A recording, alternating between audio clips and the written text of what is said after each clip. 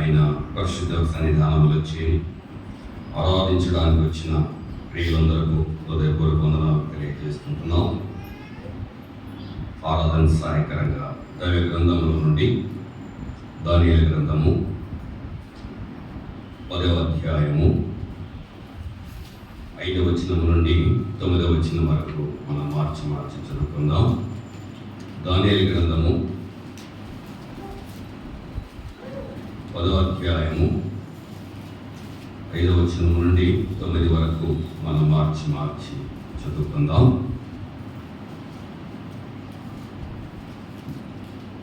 నేను కనులెత్తి చూడగా నారబట్టలు ధరించుకొని ఒకడు కనబడెను.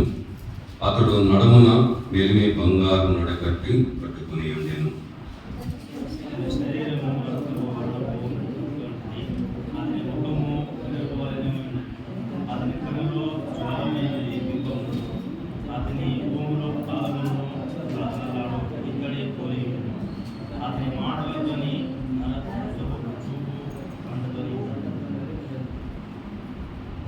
దానియేలు నాకు ఈ దర్శనము కలగగా నాతో కూడా ఉన్న మనుష్యులు దాన్ని చూడలేదు కానీ మిగుల భయక్రాంతులై దాగుకొనవలెనని పారిపోయి.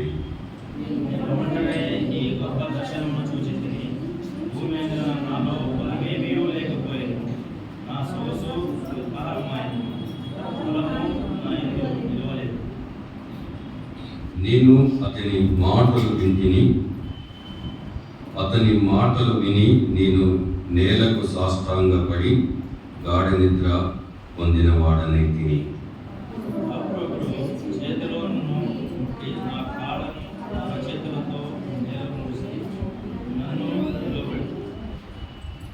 ఇక్కడ మనం జ్ఞాపకం చేసుకుంటున్నాం, భక్తుడైన దానియేలు దేవుణ్ణి ఆరాధించడానికి ఒక నదీ తీరానికి వెళ్ళిన సందర్భాన్ని మనం జ్ఞాపకం చేసుకుంటున్నాం. ఆ మాటల పైన భాగంలో ఆ మాట రాయబడ్డదండి 14లో కదండి.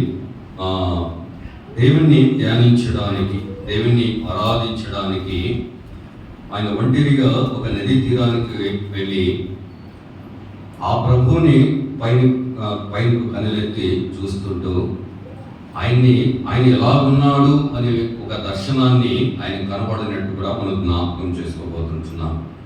నిజంగా ఈ మనుష్యుడు ఎవరు? అక్కడ ఒక మాట రాయబడ్డది కదండి, అతని శరీరము వర్ణపు రాతి వంటిది, అతని ముఖము మెరుపు వలె ఉండెను అనే మాటలు అక్కడ రాయబడినట్టు కూడా చూస్తుంటున్నాం.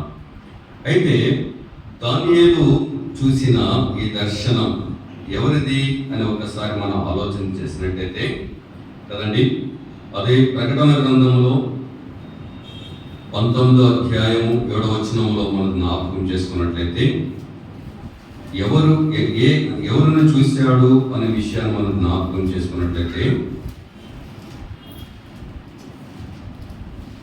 19వ ప్రకటన గ్రంథం 19వ అధ్యాయము 7వ వచనంలో మనం జ్ఞాపకం చేసినట్లయితే అక్కడ మాట ఉంటున్నది, ప్రభువునగు మన దేవుడు ఇలాగూ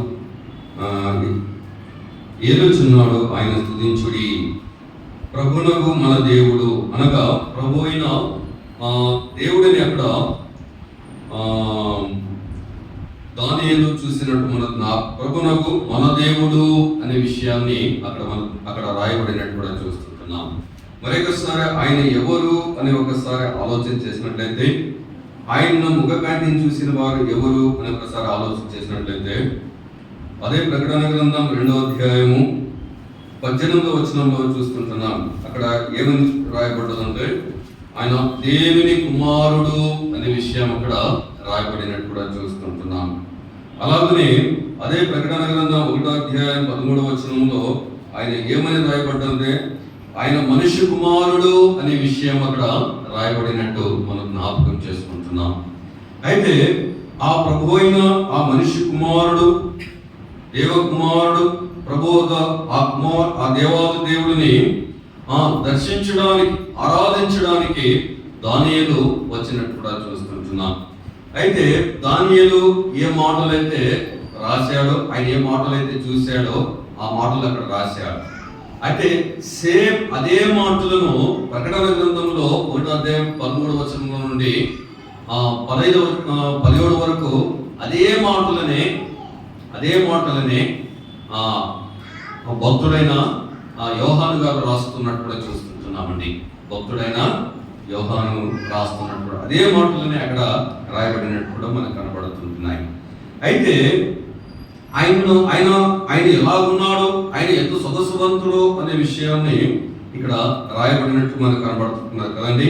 నేను కనులెత్తుచుండగా నారబట్టలు ధరించుకున్న ఒకడు కనబడెను, అతడు నడుమున మెల్మి బంగారము నడికట్టు కట్టుకొని ఉండెను అనే విషయం తెలుసుకుంటున్నాం. అతని శరీరము రక్తవర్ణపు రాతి వంటిది, అతని ముఖము మెరుపు వలె ఉండెను అనే మాట చూస్తుంటున్నాం కదండి. ఆయన ముఖము మెరుపు వలె ఉండెను అంటే ప్రకాశించుచుండని అనే విషయం చూస్తుంటున్నాం. ఆయన ప్రకాశమానమైన వాడు అనే విషయాన్ని అక్కడ చూస్తుంటున్నాం. ఈ దర్శనము ఆయన భూలోకంలో నుండి ఆ పరలోకాన్ని చూస్తూ ఉంటున్నాడు. భూలోకంలో నుండి పరలోకాన్ని చూస్తూ ఉంటున్నాడు. పరలోకంలో ఉంటున్న ఆ ప్రభువును చూస్తూ ఉంటున్నాడు. పరలోకంలో సింహాసన ఆసీనుడైన ఆ ప్రభువును చూసేవాడుగా కనబడతా ఉంటున్నాడు. అయితే చూస్తూ ఆయన్ని ఒకసారి పైనుండి కింద వరకు చూస్తూ ఉన్నాడు. ఆయన పైనుండి కింద వరకు చూస్తుంటే ఆయన ఎలా కనబడుతూ ఉన్నాడో ఆ మాటలను అక్కడ వర్ణిస్తున్న వాడుగా చూస్తుంటున్నాను కదండి. ఆయన ఎలా ఉన్నాడు అని జ్ఞాపకం చేసుకున్నట్లయితే, నేను కనులెత్తి చూడగా నారబట్టలు ధరించుకుని ఒకడు కనబడెను, అతడు నడుమున మెలిమి బంగారు నడకట్టు కట్టుకొని ఉండెను అనే మాట చూస్తుంటున్నాం. అంతేకాదు కానీ అతని శరీర రక్తవర్ణపు రాతి వంటిది. ఆయన శరీరం ఎలా ఉన్నదంటే రక్తవర్ణపు రాతి వంటిది. ఎంత విలువైనదో ఆ మాటలను అక్కడ రాయబడినట్టు కూడా చూస్తుంటున్నాం.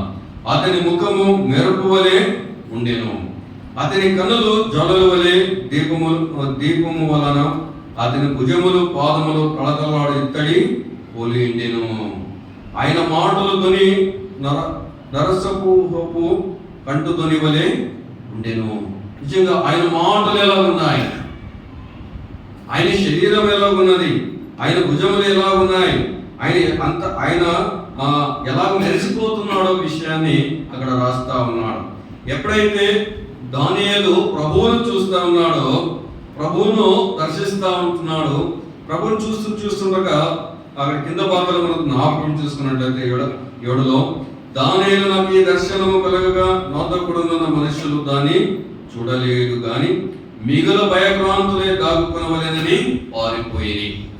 అయితే ఎవరు చూడగలరు ప్రభువుని, ఎవరు ఆరాధించగలరు ప్రభువుని అని ఒకసారి ఆలోచన చేసినట్టయితే అక్కడ చూస్తుంటున్నాం కదండి.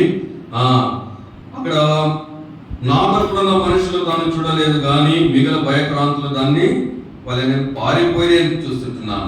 అయితే దానియేలు ఆయన భక్తుడు, ఆయన కుమారుడు, ఆయన ఏర్పాటు చేసుకున్న వారు మాత్రమే ప్రభువుని చూడగలరు, ప్రభువుని ఆరాధించగలరు అనే విషయాన్ని ఇక్కడ బయలుపరుస్తున్నట్టు కూడా చూస్తుంటున్నాం.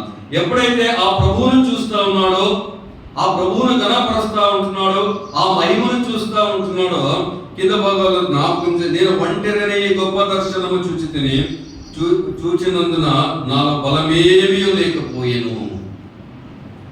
ఆయనలో బలము, ప్రభువును చూస్తున్న బలము లేకపోయినట్టు కూడా చూస్తుంటున్నాం. నా సొగసు వికారమాయను, బలము నా యందు నిలవలేదు. నేను అతని మాటలు విని నేను నేలకు సాష్టాంగపడి చూడండి. ఎప్పుడైతే ఆయన చూశాడో, ఆయన మాటలు విన్నాడో, ప్రభువా అని ఆయన ఎంతగా తగ్గించుకున్నాడంటే నేలకు పడిను కదండి. నేలకు సాష్టాంగపడి దేవుణ్ణి ఆరాధించిన ఆ భక్తుడిగా చూస్తుంటున్నా. దేవుణ్ణి ఆ నేలకు పడి సాష్టాంగపడి జ్ఞాపకం చేసినట్లయితే గాఢ నిద్ర పొందిన వాడనే తిని. అయితే యోహాను రాస్తాడు, సచ్చిన వారి వలె పడి ఉంటిని, ఆ ప్రభువును చూస్తూ అలా ఉంటిని అనే విషయాన్ని తెలియపరుస్తూ వచ్చినట్టు మనం జ్ఞాపకం చేసుకోబోతున్నాం. అయితే ఇక్కడ మనం జ్ఞాపకం చేసుకున్నట్లయితే ఆయన సన్నిధానంలో ఆయన సాష్టాంగపడి నేలకు సాష్టాంగపడిపోయిన వాడుగా చూస్తున్నాం. ఆయన ముఖాన్ని చూసిన వాడు, ఆయన ముఖాన్ని చూసిన వాడు, ఆయన మాటలను విన్న దానియేలు ఆయన పాదాల యొద్ద సాష్టాంగపడి ఆయన్ని ఆరాధించిన వాడుగా మనం జ్ఞాపకం చేసుకోబోతున్నాం. అయితే ఆయన మరి ఎలాంటి వాడు అని ఒకసారి మనం ఆలోచన చేసినట్లయితే, ఆయన ఎంత గొప్ప దేవుడు అని ఒకసారి మనం ఆలోచన చేసినట్లయితే చూస్తున్నాం. చూడండి, అదే యోహాను రాసిన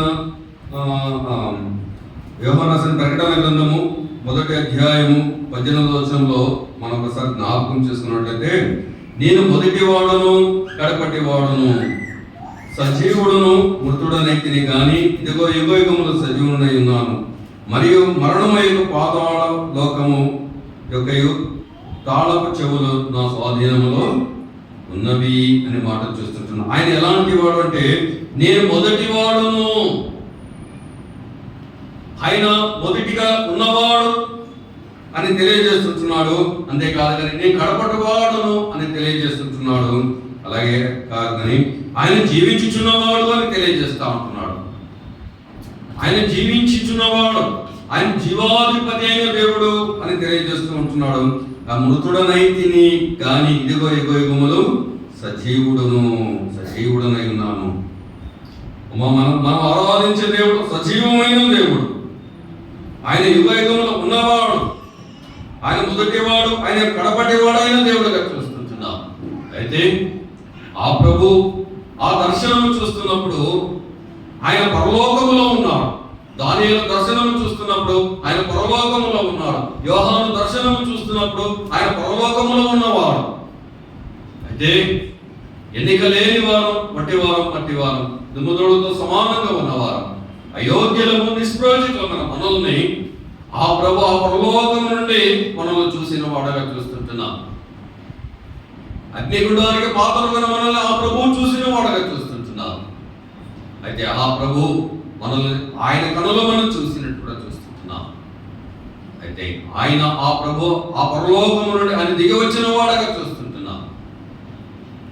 ఆ సింహాసనం నుండి దిగి వచ్చిన వాడగా చూస్తుంటున్నాం. నిజంగా ఆయన ప్రభు అయిన దేవుడుగా చూస్తుంటున్నాం. అంతేకాదు కానీ ఆయన ఎలా ఉన్నట్టే ఆయన దేవుని కుమారుడుగా చూస్తూ ఉంటున్నాం. ఇప్పుడు ఆయన ఎలా వచ్చాడంటే మన మధ్యకు, అదే ప్రకటన గ్రంథం అదే 13వ వచనం ఉంటుంది కదా, ఆయన మనిషి కుమారుని పోలిని యొక్క నేను చూచి తిని అనే మాట చూస్తుంటున్నా. ఆయన మనిషి కుమారుడుగా ఆయన దిగి వచ్చిన వాడుగా చూస్తుంటున్నా. దేవుడుగా చూసిన దానియేలు తన బలాన్ని ఆ కోల్పోయిన వాడుగా చూస్తుంటున్నాను. అయితే ప్రభువైన యేసుక్రీస్తు వారు మనిషి కుమారునిగా మానవ శరీరాన్ని ధరించుకున్న వాడుగా చూస్తుంటున్నాం. ఆయన పరలోకం నుండి ఆయన దిగి వచ్చిన వాడుగా చూస్తుంటున్నాం. నిజంగా ఆయన ధవళవర్ణుడు, రత్నవర్ణుడు, 10,000 మందిలో గుర్తింపదగినంత సౌందర్యం కలిగిన వాడు కదంటే. ఆయన ముఖము ప్రకాశమానమైన ముఖం. ఒక్కసారి చూస్తుంటే అలా చూస్తూనే ఉండిపోతా ఉంటారు కదండి. దాన్ని అలాగే చూస్తూ ఉండిపోయాడు. ఆయన ముఖాన్ని చూస్తూ ఉండిపోయిన వాడుగా చూస్తుంటున్నాం. ఆయన చచ్చిన వాడే పడిపోయిన వాడుగా చూస్తుంటున్నాం. ఆయన పాదాలేదో మిగిలిపోయిన వాడుగా చూస్తుంటున్నాం. అయితే ఆ ప్రభు ఈ లోకానికి దిగి వచ్చిన వాడుగా చూస్తుంటున్నాం. పాపం నుండి అపరాధం నుండి జీవించిన మనల్ని ఆయన రక్షించడానికి ఆయన దిగి వచ్చిన వాడుగా చూస్తుంటున్నాం. అంతేకాదు కానీ ప్రభువైన యేసుక్రీస్తు వారు ఆ కల్వరి శిలువలో 3 మేకలు అడ్డగొట్టబడిన వాడుగా చూస్తుంటున్నాం కదండి. ఆయన అడ్డుగొట్టబడిన వాడుగా చూస్తుంటున్నాం. ఆయన సొగసును స్వరూపాన్ని కోల్పోయిన వాడుగా చూస్తుంటున్నాం. ఇక్కడైతే దానియేలు సొగసును స్వరూపాన్ని కోల్పోయిన వాడుగా చూస్తుంటున్నాం ఆయన ముఖ కాంతిని చూసి. అయితే నిన్ను నన్ను బ్రతికించడానికి, నిన్ను నన్ను రక్షించడానికి ఆ ప్రభువైన యేసుక్రీస్తు ఆ కల్వరి శిలువలో సొగసును స్వరూపాన్ని కోల్పోయిన వాడుగా చూస్తుంటున్నాం. ఆయన చూడనొల్లని వాడిగా మారిపోయినట్టు కూడా చూస్తుంటున్నాం. ఆయన వికార రూపముగా మారిపోయినట్టు కూడా చూస్తుంటున్నాం. ఏ మనిషికి కూడా పోలనంతగా ఆయన వికార రూపముగా మారిపోయినట్టుగా చూస్తుంటున్నాం. ఆయన శరీరం అంతా గాయాలతో నింపబడినట్టు కూడా చూస్తుంటున్నాం. కాళ్ళలో మేకలు, చేతులలో మేకలు, హృదయానికి బలబోటు పొడబడినట్టు కూడా చూస్తున్నాం కదండి. ఆయన ఎంతో నలిగిపోయిన వాడు, ఆయన ఎంతో బాధపడిన వాడుగా చూస్తున్నాం. చూస్తుంటున్నాం. ఆయన ఎంతో బాధపడిన వాడిగా చూస్తుంటున్నాం. అంతేకాదు కానీ సమాధిని మరణాన్ని గెలిచిన గొప్ప దేవుడుగా చూస్తుంటున్నాం. ఆయన మరణపు మూలను విరిచిన వాడుగా చూస్తుంటున్నాం. అంతేకాదు కానీ శరీరధారి కృపాసత్యమైన దేవుడు ఆయన మన మధ్య దిగి వచ్చిన వాడుగా చూస్తుంటున్నాం. అంతేకాదు కానీ ప్రతి ఆదివారమున కదండి ఆయన శరీరాన్ని జ్ఞాపకం చేసుకోవడానికి చేరొచ్చిన మనం ఎలాగైతే గోధుమలు ఆ తిరగట రాళ్ళలో ఎలాగైతే విసిరబడించినదో, పిండిగా మార్చబడించినదో, ఆ చేతులతో ఎలాగైతే కలపబడించినదో, ముద్దగా చేయబడించినదో కదండి ఆయన అలాగూ ఆయన హింసింపబడిన వాడుగా చూస్తుంటున్నాం. ఉదయకాలం 9 గంటల నుండి 3 గంటల వరకు ఆ కలవరిశలో ఆయన కదండి ఆ ఎండకు మాడిపోయిన వాడుగా చూస్తుంటున్నాం. సొలుసాన్ని కోల్పోయిన వాడుగా చూస్తుంటున్నాం. ఆయన చూడ నొల్లని వాడిగా మారిపోయిన వాడుగా చూస్తుంటున్నాం. ఆయన కాల్చబడిన వాడు, ఆయన శరీరానికి సాదృశ్యంగా ఉన్న బలను మనం ఒకసారి జ్ఞాపకం చేసుకున్నట్లయితే కదండి ఆయన ఎంత బాధపడ్డాడో, ఎంత హింసింపబడ్డాడో చూడగలిగిస్తున్నాం. అంతేకాదు కానీ ఆయన శరీరం, ఆయన యొక్క రక్తం కూడా కదండి ఆయన శరీరంలో ఒక బట్టను ఉంచుకోకుండా సమస్తమైన మన కోసం కార్చించున్నాడు.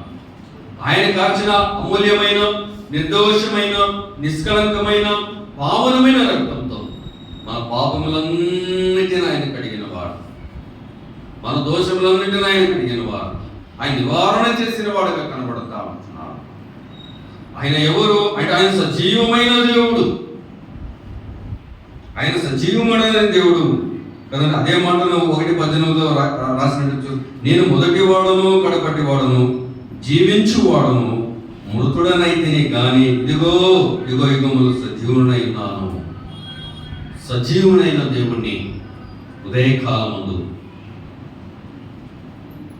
ఏమని ఆరాధిద్దాం కదండి. అక్కడైతే దానియేలైతే సాష్టాంగపడి ఆరాధించిన వాడగా చూస్తున్నాం.